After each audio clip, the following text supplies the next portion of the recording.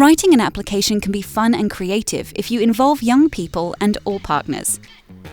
It is best to start with the big picture and go into detail later. You cannot finish the application in one go, and you don't have to.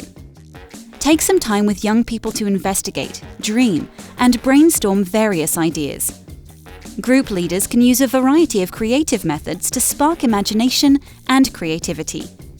Each group can write about their own needs and activities as they know them best. Young people can answer the questions in their own way and their own language.